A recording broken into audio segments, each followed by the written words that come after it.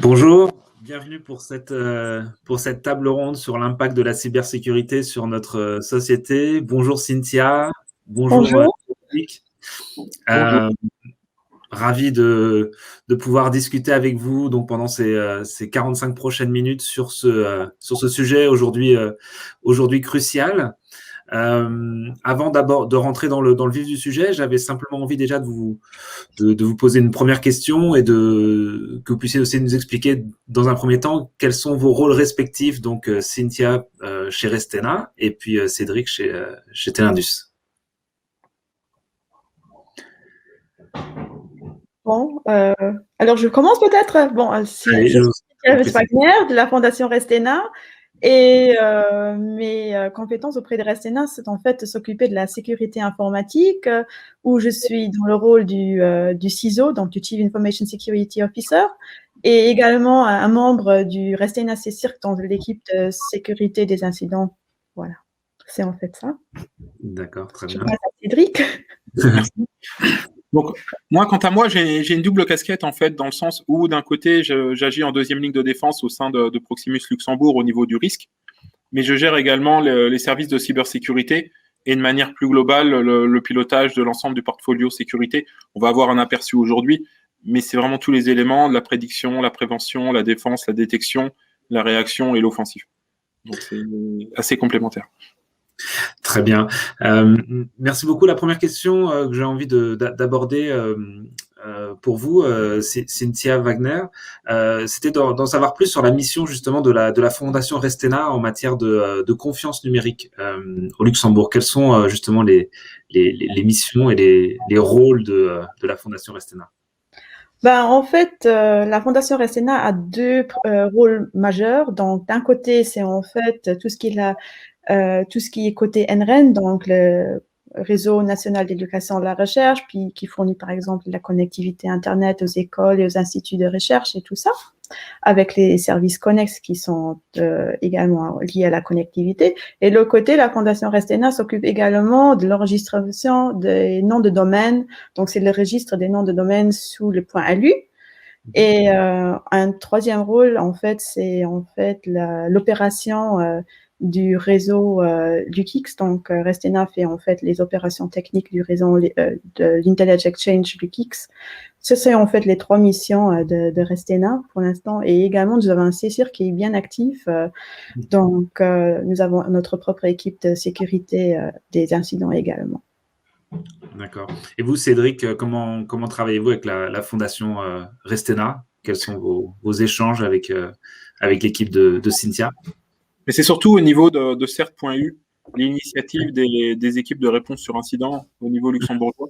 Ouais, Cynthia pourra préciser, mais c'est là où on échange le plus parce que aujourd'hui on se retrouve avec des incidents de sécurité qui touchent plusieurs sociétés et qui les touchent de la même manière. Donc pour éviter que chacune des équipes de réponse sur incident passe du temps et perde du temps pour savoir comment réagir, le but aussi c'est de pouvoir échanger des informations. Et chaque seconde qui est gagnée dans une gestion d'incident, c'est du temps qui est gagné pour la survie de l'entreprise. Donc, un des échanges qu'on a, c'est avec ce volet-là. Et après, des événements au cours de l'année, j'ai eu l'honneur de pouvoir participer à un Cyber Day l'année dernière. Il y a d'autres événements qui sont en préparation aussi, aux coordonnées de Restena. Mais c'est vraiment ça, c'est au niveau de l'initiative CERT.lu pour pouvoir collaborer entre les différentes équipes de réponse sur incident. D'accord. Justement, alors Cynthia, le CERT luxembourgeois, est-ce que vous pouvez nous en dire un peu plus et aussi son rôle peut-être dans la communauté cyber en Europe? Ben, en fait, CERT-ALU, c'est une initiative qui a été prise par GovCERT, Circle et Restena CSIRT afin d'avoir une initiative qui regroupe en fait tous les CSIRT respectivement CERT qui sont actifs au Luxembourg, que ce soit maintenant public ou commercial, peu importe, tous les CERT et les équipes de sécurité sont les bienvenus. Et en fait, le rôle majeur, c'est en fait de se rencontrer parfois lors de l'année, respectivement, d'avoir des petites réunions afin d'animer en fait la collaboration entre les différents CERT, respectivement d'augmenter en fait la sensibilité auprès des différents groupes comme le grand public, voire également dans les entreprises. C'est la sensibilisation d'un côté. De l'autre côté, c'est également l'échange professionnel entre les différents CERT actifs au Luxembourg. Côté international, là également, les CERT luxembourgeois sont très actifs, je dirais, dans la communauté de...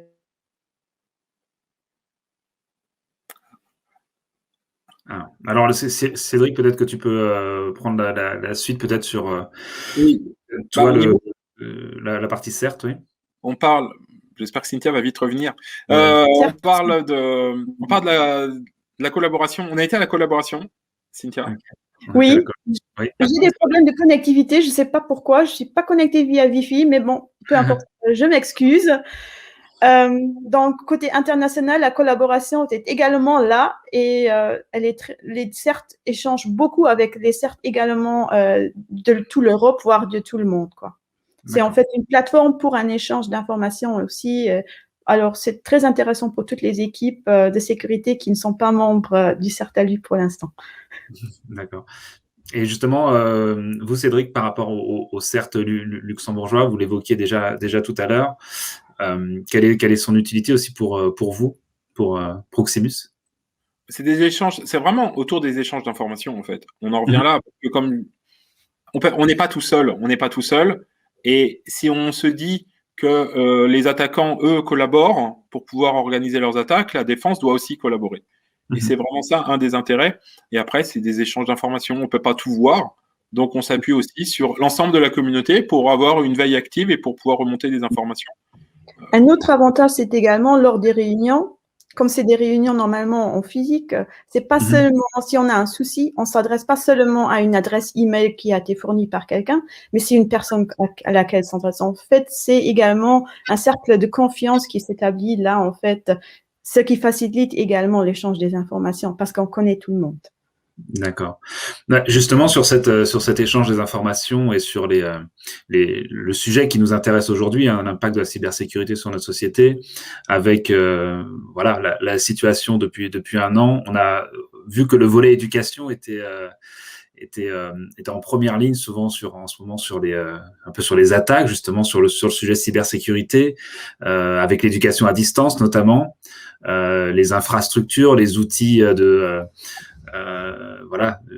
d'éducation à la maison, le partage des données.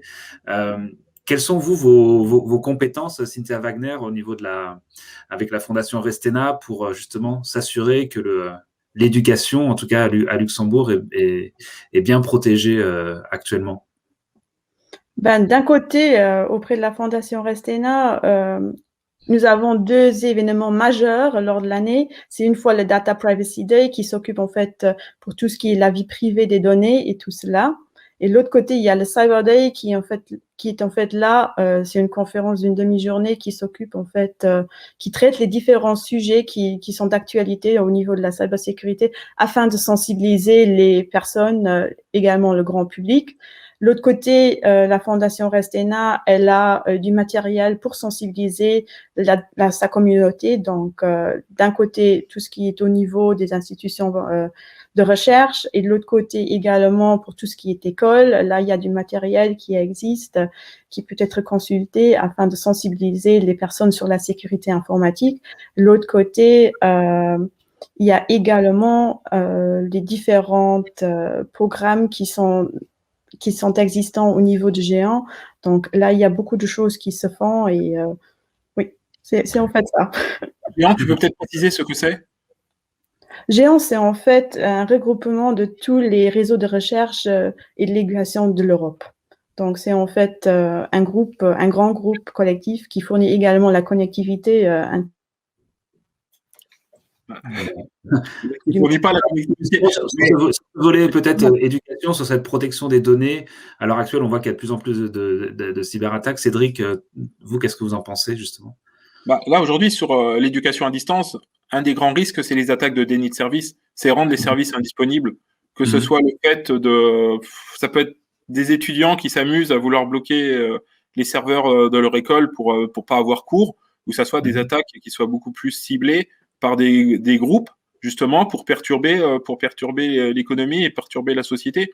Parce que pour le homeschooling, l'éducation, on va y revenir, je pense, l'éducation des enfants, c'est vraiment important.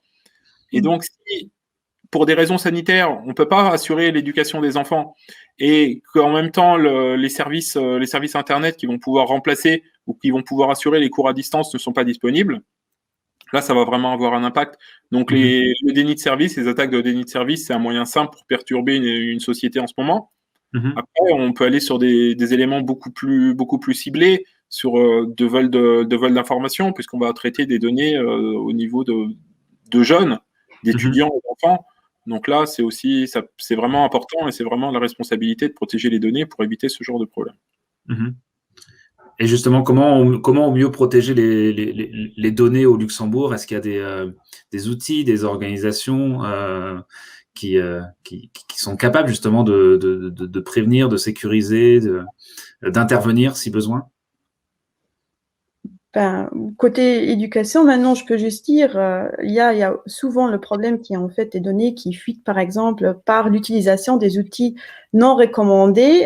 Donc, je sais, le CJIE, par exemple, le Centre de gestion de l'informatique de l'éducation au Luxembourg, s'occupe pour mettre en place différents outils pour utiliser.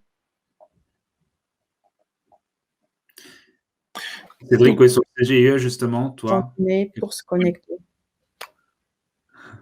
Donc, les aspects, tu disais, pour se connecter? Oui, pour se connecter, respectivement, d'éviter la fuite de données. C'est pour ça qu'il y a également des recommandations qui sont données. Et après, sur les recommandations aussi, un point important, mais là, c'est global, on sort un peu du cadre de l'éducation et même du cadre professionnel, c'est de faire attention sur Internet, c'est de minimiser les données. Et ça passe, c'est ce que vous disiez, Cynthia, ça passe par justement la sensibilisation, les bonnes pratiques. Voilà, l'éducation, c'est l'éducation à l'éducation, en fait. C'est vraiment ça. Oui.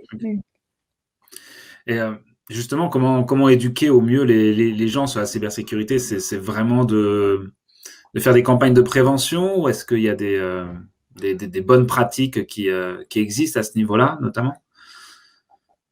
Forcément, il y a des bonnes pratiques qui existent. Il y a de la sensibilisation qui est faite. Je pense il y a BeSecure au Luxembourg qui fait la sensibilisation auprès des enfants déjà à l'école. De l'autre côté, il y a des initiatives qui sont également prises par nous, par les conférences comme le Data Privacy Day, respectivement le Cyber Day, afin de sensibiliser les gens. Donc, en fait, le grand but, c'est en fait que les gens n'ont plus peur d'aller sur Internet, mais qu'ils sont quand même assez sensibilisés de savoir ce qu'ils peuvent utiliser et non. D'accord. Cédric, vous vouliez ajouter quelque chose, peut-être? C'est l'attention de tout le monde, c'est l'attention de tout le monde à tous les instants. On ne peut pas se dire, après, on va revenir, c'est pareil sur le monde professionnel, c'est de ne pas avoir des œillères en se disant, j'ai rien à cacher, ou ça ne va pas m'arriver, ça peut arriver à n'importe qui. Il y a des fuites de données, on parle de plusieurs centaines de millions d'utilisateurs dont les données sont parties dans la nature. Et une fois que c'est parti dans la nature, c'est parti dans la nature, on ne peut plus rien en faire. Donc, Internet n'oublie rien. Voilà, Internet n'oublie rien, donc on n'arrivera pas à l'effacer. Donc, on en revient à des mesures de prévention. Et le meilleur moyen, c'est de minimiser les données qu'on souhaite donner et qu'on souhaite afficher. C'est ça la base. Et justement, sur la protection des données, donc récemment, là, au premier trimestre, il y a eu un gros data breach sur la partie Microsoft Exchange. Est-ce que vous pouvez peut-être nous raconter un petit peu comment vous avez vu ou appris justement cette faille qui existait, comment vous, respectivement, vous avez été impacté, ou comment vous avez dû intervenir sur ce problème de sécurité. C'est un exemple parmi tant d'autres, mais comme on n'en a pas beaucoup parlé dans les médias, je voulais avoir votre avis là-dessus. Pour tout ce qui était la faille Exchange, Restena même n'était pas trop impacté parce que nous n'avons pas un environnement Microsoft. Donc, mais pour notre équipe de sécurité, quand ça a été rapporté avec toutes les institutions concernées, c'était un boulot qui était assez fort à réaliser parce qu'ils ont dû contacter toutes les institutions qui étaient concernées afin de les prévenir qu'ils avaient la vulnérabilité sur leur serveur Exchange. Donc. Et là, c'était pas seulement envoyer des emails, mais également prendre le téléphone et contacter les gens qui étaient concernés par téléphone. Donc, c'était un boulot qui était assez fort quand même. D'accord, ok. Oui, je peux comprendre. Et vous, Cédric, vous, au niveau de votre… La même chose, c'est un travail assez fort qui vient en plus de tout le reste. Parce que les vulnérabilités, si on parle que des vulnérabilités, on commence quand même à en accumuler un paquet depuis quelques mois. Ouais. Et ça a toujours été le cas, il faut quand même le dire. Mais là, il y a quand même une accélération. Ensuite, pour Exchange, nous, on opère des systèmes pour nos clients. Donc, il y a des ordres de priorité à mettre et on a, comme je le disais, je suis aussi en responsabilité sur le risk management. La première responsabilité qu'on a, c'est de se mettre, nous, en tant que société, pour protéger nos clients, c'est de se mettre en sécurité. Ça, c'est la première chose. Donc, sur ce point-là, on n'a pas eu trop de problèmes puisqu'on avait déjà traité ces points-là bien en amont. Donc, la vulnérabilité précise qui était en question n'existait pas chez nous. On l'avait déjà corrigé en amont. On n'avait pas le service qui fonctionnait, qui se permettait de l'exploiter à distance. Donc, c'est un premier point. Le deuxième point, on opère des infrastructures pour nos clients. Donc là, on protège parce que ça fait partie de nos contrats et c'est ce qu'on doit à nos clients. Nos clients nous délèguent la responsabilité de la gestion de leur IT. On met en place. Donc là, c'est des comités d'urgence, des comités de crise pour pouvoir qualifier au plus vite et pour pouvoir réagir. Donc, on a été prévenu un tout petit peu en amont par rapport, on va dire, au grand public pour pouvoir se préparer. Donc, on a fait ça. Et ensuite, derrière, c'est d'accompagner les clients qui, eux, gèrent eux-mêmes leur infrastructure, mais qui peuvent ne pas avoir les compétences. Par exemple, un des premiers points, une des premières questions à se poser, parce que la vulnérabilité existe depuis plusieurs mois, et donc a pu être exploitée avant que le correctif soit disponible, c'est est-ce qu'un attaquant a exploité cette vulnérabilité pour prendre le contrôle sur le serveur ou sortir des données. Donc c'était ça, en fait, la question. Une des questions primordiales pour nos clients, c'est ça. C'est est-ce que vous êtes vulnérable? Est-ce que la vulnérabilité a été exploitée? Et après, c'est de vous mettre en sécurité et de protéger. Donc là, on accompagne les clients qui le demandent et malheureusement, ça arrive que des sociétés aient eu une compromission de leur serveur à cause de ça. Donc là, c'est d'accompagner les clients sur la réponse sur incident, de pouvoir bien qualifier que ça vient de là, de connaître l'étendue des dégâts et de pouvoir réagir. Mais mes collègues du CERT de Telindus vont en parler en fin de matinée, justement, sur ce cas-là. D'accord. Et là, c'était un exemple parmi tant d'autres. Quelles sont justement les menaces un peu cyber que vous voyez actuellement qui vont justement avoir un impact sur nos entreprises aujourd'hui? Quelles sont j'ai envie de dire les grandes tendances dans le domaine de la cyber? Peut-être Cédric ou grande tendance, la professionnalisation des attaquants. Ça, c'est un premier élément. Donc, eux s'organisent bien et ils sont assez efficaces. Ils ont un sens du retour sur l'investissement qui est assez poussé. Donc là-dessus, voilà, ils s'organisent. Et c'est une taylorisation du travail, en fait. Il y a des groupes spécialisés pour dérober des mots de passe et des comptes utilisateurs. Il y a des groupes spécialisés pour pouvoir faire une infection initiale. Il y a des groupes spécialisés pour pouvoir exfiltrer les données, donc sortir les données d'une organisation. Donc, c'est vraiment tout ce qui est professionnalisation. Ça, c'est un premier point.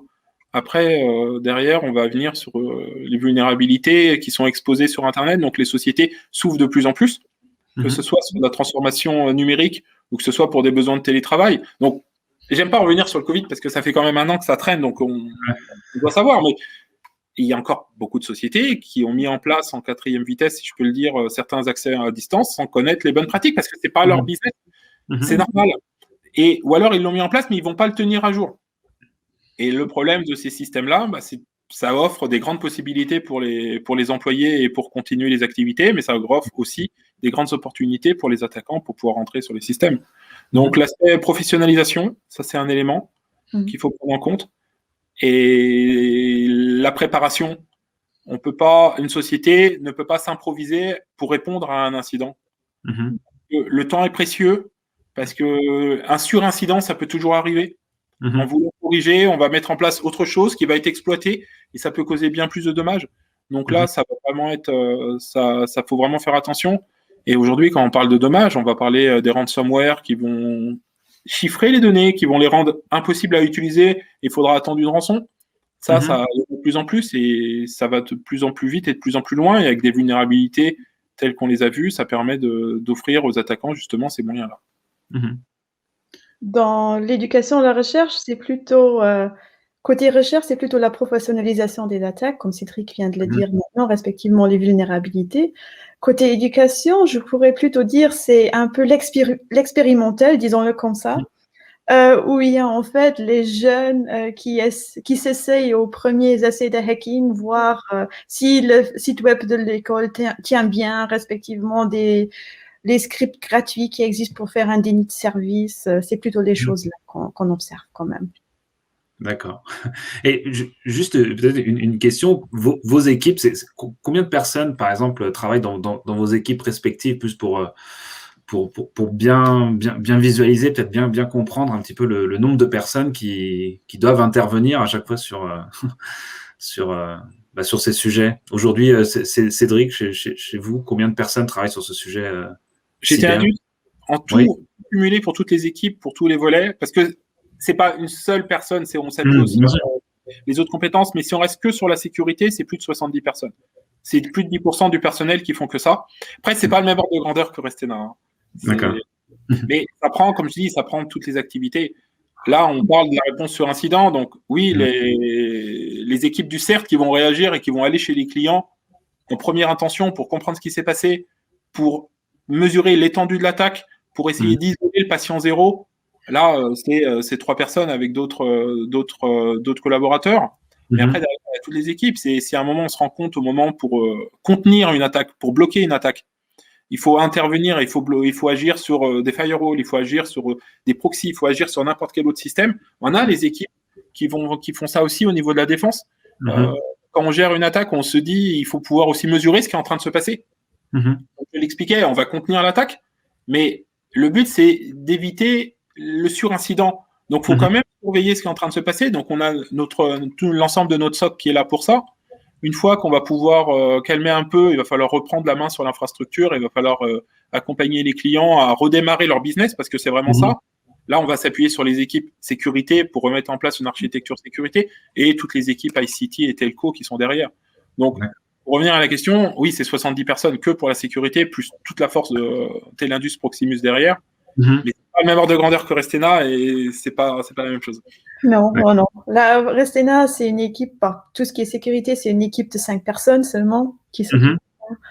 Et oui, bon, c'est pas plus. Comme Restena dispose que de 21 personnes, le directeur inclus, je peux pas mettre à disposition 70 personnes comme tu as dit, Cédric. D'accord, je comprends. On a différents clients. Hein. C'est ça.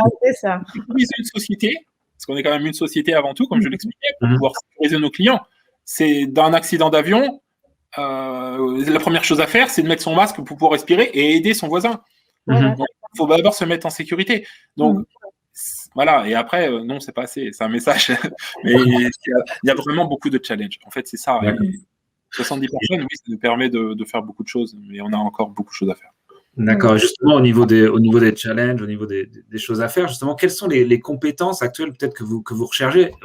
Est-ce que ça évolue à chaque fois en fonction des nouvelles méthodes utilisées? Quels sont les profils un petit peu justement que vous recherchez ou que vous avez dans vos équipes, peut-être pour parler justement sur ce volet compétences? C'est un vaste sujet. C'est un vaste sujet. Les premiers points, si on parle de sécurité au sens large, ça commence par une analyse de risque. Donc, si on prend ce schéma-là, on commence avec une analyse de risque, on identifie ses ressources et ses processus les plus sensibles, et derrière, on va mesurer l'exposition de ces processus à des menaces, et on va pouvoir calculer justement s'il y a un dysfonctionnement, quel sera l'impact sur le business. C'est vraiment ça. On part de là, c'est ça qui va guider en fait toute l'approche sécurité. Donc, au niveau de l'appréciation des risques, c'est un élément majeur pour pouvoir guider l'ensemble des projets et des initiatives qui vont suivre. Je pense que si vous êtes du même avis, en fait. Oui, je suis du même avis que toi. Je m'excuse, j'avais encore une fois des soucis de connexion. Bon, je pense que la question était également qu'est-ce qui est fait comme initiative dans la cybersécurité. Donc, là, après, il y a des pénuries, parce qu'on cherche, comme je disais, en analyse de risque, mais après, derrière, c'est tous les métiers. C'est mettre en sécurité les clients, c'est pouvoir renforcer les équipes de détection, la partie offensive aussi pour se dire on va se mettre dans la peau d'un pirate informatique et on va essayer de voir ce que lui peut faire et quels seraient les dégâts. Donc, quand c'est contrôlé, ça permet d'éviter justement qu'un vrai pirate le fasse. Là, ça sera moins contrôlé. Donc, c'est tous les métiers. Mais on a une pénurie, en fait. On arrive à une pénurie de personnel, de personnes, de talents, et on a des besoins en formation. Ouais. Là, peut-être je peux intervenir parce que il y a le lycée ici à Esch qui vient de lancer un BTS en cybersécurité qui va démarrer maintenant en septembre, je pense. Et là, en fait, c'est orienté vers les besoins en fait de la cybersécurité, voire également d'un côté. Ouais, donc ça c'est là vous allez. C'est le BTS cybersécurité du lycée Guillaume Cros maintenant. Hein, je disais, le temps que la connexion revienne, c'est le BTS cybersécurité du lycée Guillaume Cros à Esch. Ouais. Et on soutient aussi l'initiative à Proximus parce que c'est nécessaire. Ça avait recoupé. Mais... Oui, donc oui, ce BTS donc, qui va voir le jour en septembre. Donc, Cynthia, vous nous expliquez justement voilà, qu'ils vont former aux nouvelles, les jeunes justement aux nouvelles fonctions de la cybersécurité. Voilà, comment vous, la Fondation Restena, supporte cette initiative? Nous supportons cette initiative par le fait que nous sommes également involvés dans l'organisation du BTS.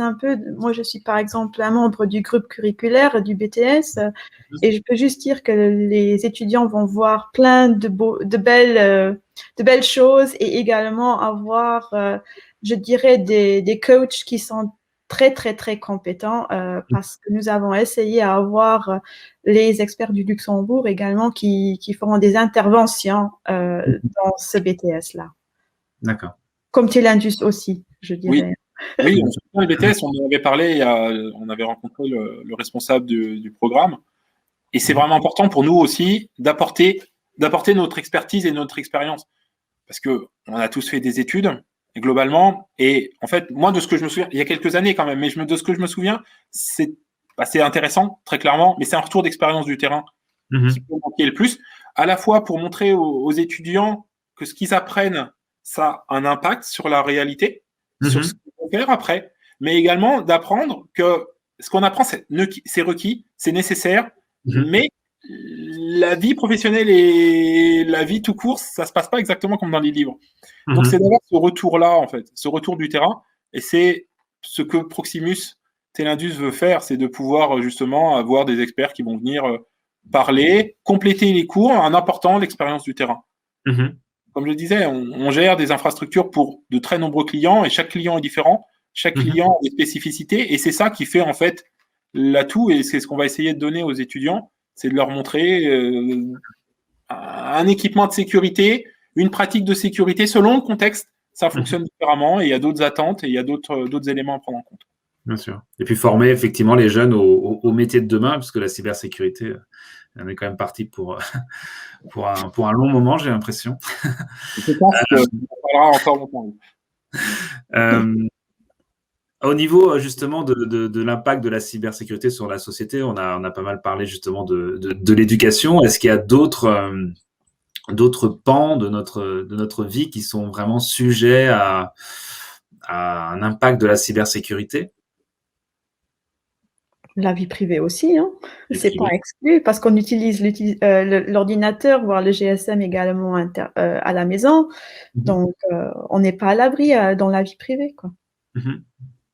Oui, l'argument on n'a rien à cacher, c'est pas un bon argument pour pouvoir traiter ces problématiques-là. D'accord.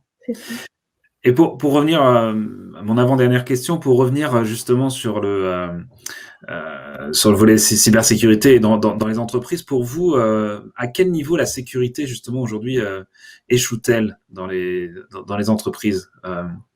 Comment mieux protéger les entreprises? Qui doit prendre le lead? Normalement, ça devrait venir des tâches managériales, mais c'est également parfois là.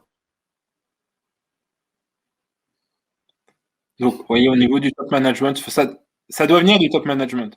Mais c'est aussi le top management doit être sensibilisé et doit savoir qu'il est à risque.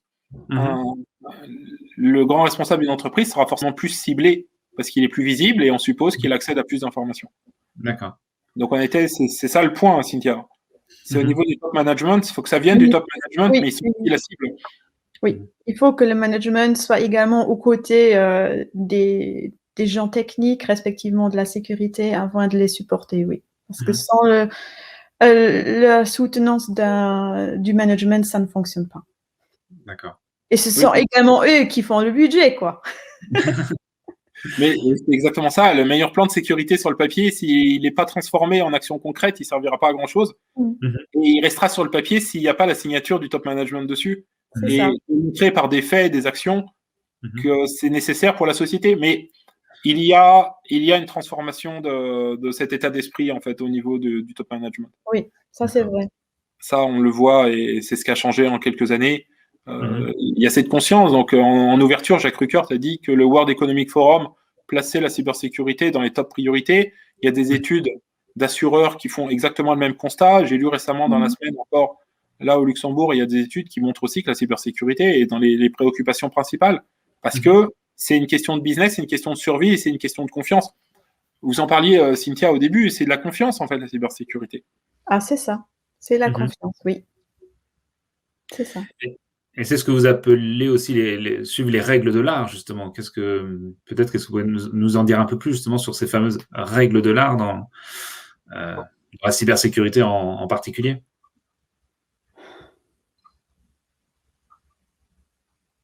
Faire attention. Oui. Mais être conscient de ces risques, être conscient de la valeur de ces ressources, être conscient de la valeur de ces processus métiers et de pouvoir mettre en face les moyens de protection qui sont proportionnés. Parce que personne n'a des moyens illimités. Et donc, partant de là, il faut pouvoir optimiser son niveau de sécurité, que ce soit au niveau de l'investissement de solutions, que ce soit au niveau de l'investissement au niveau des processus, au niveau de l'investissement au niveau du personnel. Il faut mettre la priorité et il faut mettre les moyens là où ça a le plus d'importance au niveau du métier. Voilà. Cynthia, vous vouliez rebondir sur ces fameuses règles de l'art aussi? Bon, la règle de l'art, je pense, Cédric, il a déjà tout dit en tout ce qui est, pour tout ce qui est maintenant côté professionnel. L'autre côté privé, je dirais faire un peu attention. Ça, c'est déjà un peu une règle de l'art, je dirais. Également, garder ces systèmes à jour, parce que faire les mises à jour. Donc, de ce côté-là, je suis déjà confiante que la règle de l'art serait un peu plus respectée. D'accord. Oui, avec une hygiène de base, on évite beaucoup de problèmes, en fait. Exactement. Ça commence avec la sensibilisation. C'est un élément majeur. On peut mettre tout ce qu'on veut. À la fin, c'est un humain. Dans tous les cas, c'est un humain. Donc, l'humain a des faiblesses, mais il y a également une force.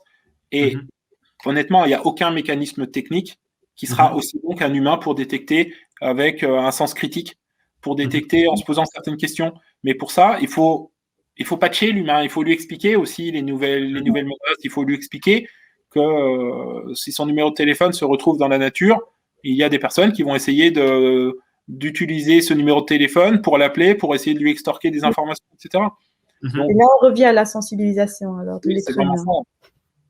Et notifier et convaincre aussi, je crois que c'était quelque chose qui vous tenait beaucoup à cœur pour justement faire connaître au grand public toutes ces évolutions.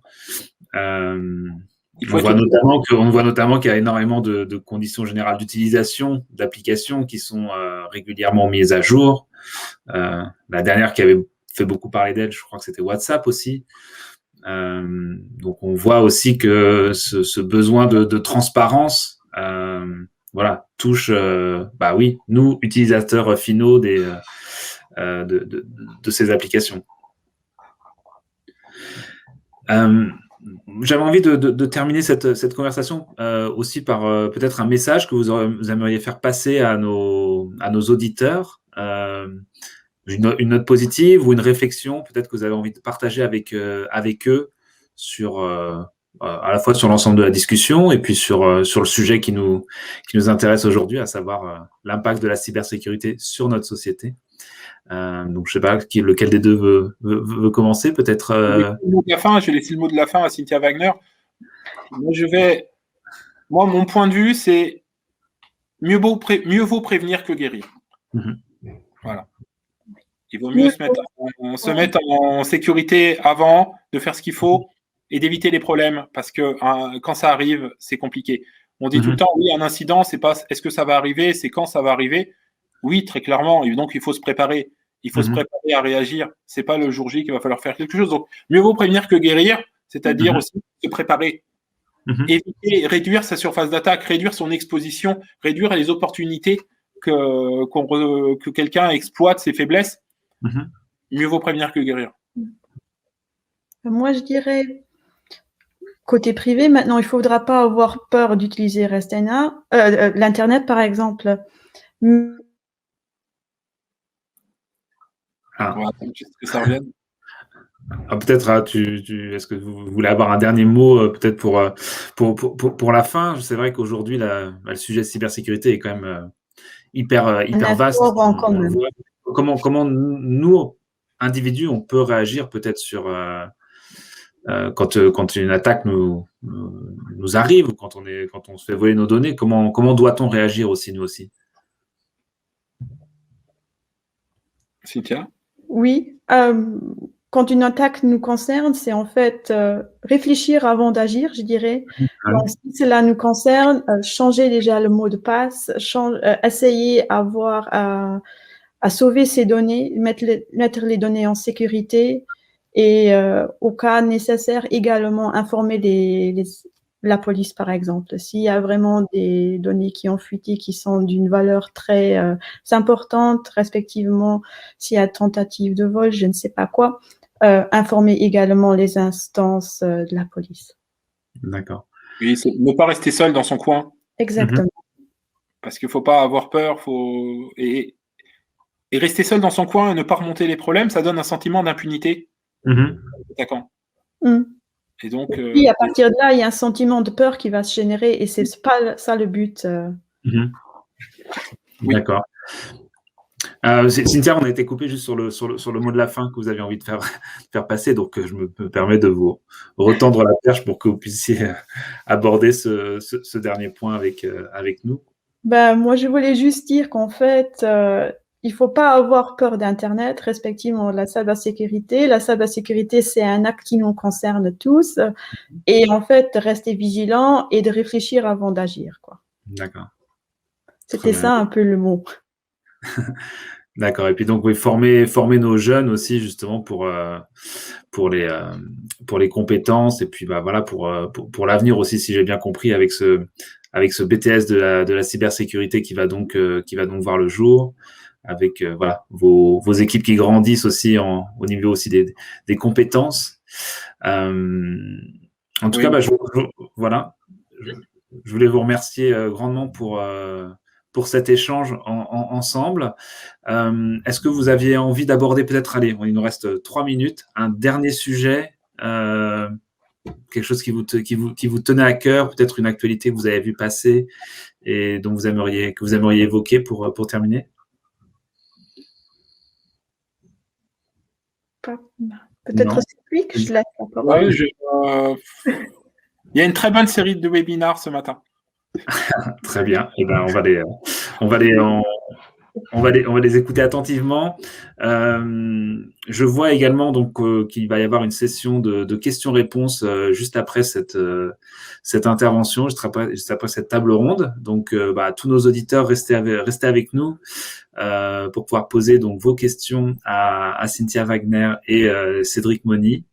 Merci à tous les deux pour avoir pris le temps ce matin de répondre, voilà, de manière très transparente sur ce sujet de la cybersécurité. J'étais ravi d'animer cette table ronde avec vous.